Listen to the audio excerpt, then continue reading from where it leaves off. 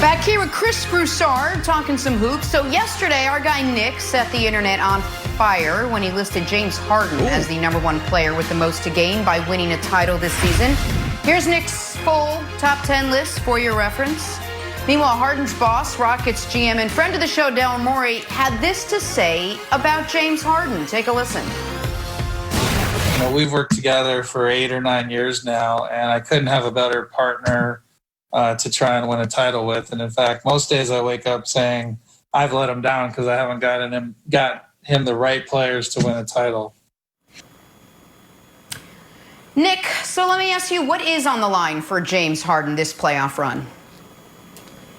Well, it's the only way he can actually tangibly elevate his standing in NBA history is not only a finals run, but a championship during his prime. Right now is as good a time as any. Like what James Harden, his regular season statistical profile, the All-NBAs, the top 2 MVP finishes where he has more than Kobe, more than Shaq, the same number of MVPs, by the way, as each of those guys, and the scoring, the points per game stuff to go along with the fact that he's a 7 rebound, 8 assist a night guy. It is of an all-time top tier great. But the fact that he's only played in one finals, he played in that one finals when he was not one of the main top 2 guys on the team. It was obviously KD and Russ. And the fact that in Houston, he has just consistently been unable to beat the juggernaut that was Golden State will always be held against him. But if they win the title, Wilds, you have to start talking about him as one of the 20 greatest players ever. Like, I'm very adamant that the top 14 players of all time is a list that is almost impossible to break into. Maybe Kevin Durant will, maybe somebody will, but LeBron, Michael, Kareem, Magic, Russell, Wilt, Duncan, Kobe, Bird, West, Oscar, Akeem, Shaq, Moses. There's your 14. I happen to believe number 15 is Dr. J. And then we've got a group of 10 guys, Steph, KD, Dirk, Elgin, Bob Pettit for the old-timers, Barkley, Steph, Dwayne Wade. Harden not only can move into that group, Wilds, he can move above 4 or 5 of those guys I just mentioned because he already has accomplished more in the regular season than most of those guys. And a lot of those guys only have the 1 title. Some of them have none. Karl Malone's in that group as well. And so that's what's on the line for him. That's why I think he has more to gain than anybody, Wilds. Yeah, so I think this list is 100% accurate, Nick. It feels a little Dirk-esque. Like, if Dirk didn't win that championship, I don't know where he would fall on your top 100 players, but I think he makes a huge leap. Now, the question is, Broussard, if they don't win, like, how often are we going to keep on running this ISO ball thing and say next year, next year, next year? They're all in on ISO ball this year more than ever because now we got not only Harden playing ISO ball, Russ is playing ISO ball. They're the top 2 ISOs in the entire league. Dame Lillard is 3rd, which is another playoff problem. And then the biggest damning thing that I saw, this was last year, and it was a pregame interview. It was Scottie Pippen talking to PJ Tucker, and there was a moment of raw honesty that was just great television, Broussard. And they were just, and PJ was like, yeah, our points per possession and da-da-da. And Pippen was like, miss me with all that. I've played a lot of years in this league, and I'll tell you this, if I see you for 7 games, you're not going to win playing that style because you're predictable. Broussard, I think this is the make-or-break year for the Rockets. I love Daryl, and I think he showed great leadership here. But I don't know how often we keep on running this system if it doesn't work. It's definitely the make-or-break year for the Rockets. Look, they brought in Russell Westbrook to win a championship. They didn't bring him in to go to the 2nd round, the 3rd round, be the 3rd best team in the West. And that's what they are at best. So what's on the line for James Harden? Nothing. Because they have no chance of winning the championship. This is madness, oh my Nick. God, Look, I agree. Ridiculous. I agree wholeheartedly.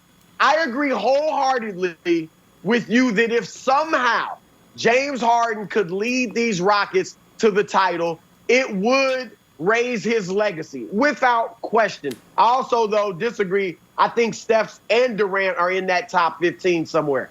But anyway, Harden, they can't win it.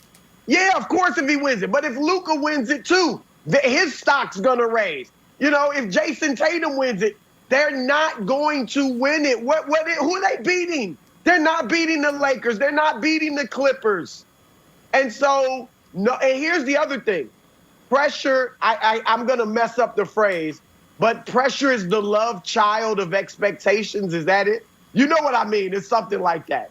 Yeah. There's no pressure on James Harden because no sober-minded basketball fan expects them to win. No one. If they get past and they win their first round, they get to the second round, lose to one of the teams from LA, that's what we all expect, and that's what's going to happen. So, listen, it's ridiculous. Okay, but before we move on, just quickly here, I just want to say to America, Chris Broussard and his love affair with the Los Angeles Clippers, acting despite all evidence that the Clippers have been a demonstrably better team than the Rockets this year, is just baffling to me. That I don't know that if the Clippers and Rockets play each other, who has the best player on the court? Well, maybe the Clippers, but probably the Rockets. No, not Harden maybe. is certainly not okay. Maybe it is okay. Even if you believe that, it's the fourth best player in the league against the fifth best player in the league. Who's the better number 2 option, Russ or Paul George? I mean, you could argue Paul George. Russ is certainly more accomplished. By the way, the playoff PG-13. The last time Paul George won a playoff series was 2014, by the way, America. That was 6 years ago. So everyone's like, oh, playoff P. He's been riding off the fact that he took LeBron 6 games in 2014 for a presidential term and a half. But that's neither here nor there. So this idea that we can just cross out the Rockets, Jenna, I think is nonsense. Are they my pick? No. Are they the favorite? No. But Jenna, you can't just cross them off. So then let me ask you guys this a different way. Whose fault is it then that James Harden hasn't won yet? Is it his style of play? Is it the way he has often been criticized for playing in the postseason? Or is it like what Daryl Morey said, that maybe he himself hasn't put the right team around James Harden? Broussard, I'll kick it to you. Look, Daryl Morey, he's made some mistakes, but he's given James Harden, Dwight Howard, Chris Paul, and now Russell Westbrook. So, and they've always had a nice cast of role players, okay? Harden has not gotten it done at times in the playoffs. We all know that. You know, whether you can go way back to Nick mentioned his first trip to the finals with OKC. He didn't play well. Even though he was a third banana, he didn't play well in that series. We can go to 2018. That Rockets team was good enough. They had the Golden State Warriors with Kevin Durant down 3-2. It's not Daryl Morey or James Harden's fault that Chris Paul got hurt and didn't play the last 2 games. Maybe they already have a championship if Paul isn't injured. But then in last year, they had their shot, right? And Kevin Durant gets hurt in Game 5, and James Harden and Chris Paul cannot lift them past an injury-ravaged Golden State team. So I put most of it on Harden. Not saying he's not a great player. It's just tough to win a championship. But I don't put it on Daryl Morey in this case. It's on Harden because he's had some struggles in the playoffs. The defense of Morey is, in 2018, they were the best team in basketball, better than a team that was the defending champ and a lot of people thought was the most talented team ever, the Warriors team. They won more regular season games. They're up 3-2, and their second best player pulls his hamstring, and it's a wrap for them. Now, they still could have won Game 6. They were up 15. Game 7, they were up 15. But I just want to say a couple things about Harden in his defense. Harden did have some awful playoff moments early in his tenure with Houston. In 2015, he had 2 of them. He had the comeback against the Clippers in the second round where he was on the bench for it. And then in the next round against Golden State in the closeout game, he was 2 for 11 with 12 turnovers. But that was 2015. Since then, James Harden has only had 1 truly awful playoff moment. A game where I believe, and I have reason to believe, he played with a concussion. Game 6 against the Spurs in 2017 when he was 2 for 11 against an undermanned Spurs team, and he looked totally out of sorts because he got concussed in the previous game.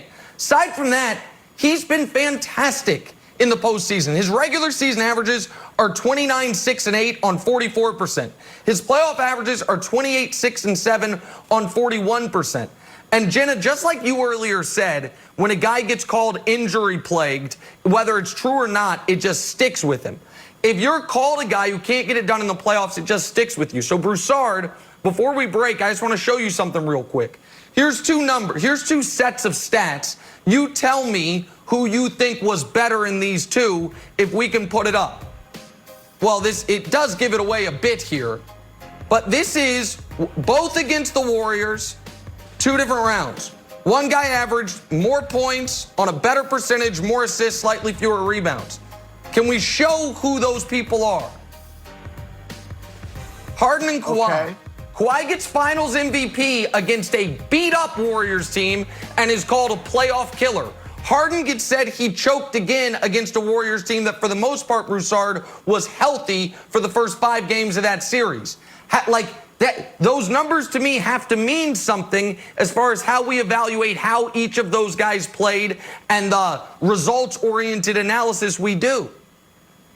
Look, I don't rip Harden as a guy that can't get it done in the playoffs. All I'm pointing out is that he has had his moments where he has struggled in the playoffs in critical moments. And like you said, last year when Golden State was hurt, he didn't get them over the hump. That's all I'm pointing out. I've said the same thing as you. He's been terrific at times in the playoffs, and most recently, he's always played well. However, what you forgot with your stats right there is the other side of the basketball, defense. And that's where Kawhi Leonard is definitively better than James Harden. And so I would take Kawhi as a better player than James Harden. And obviously, I think he was better against the Warriors than James Harden, no matter what the stats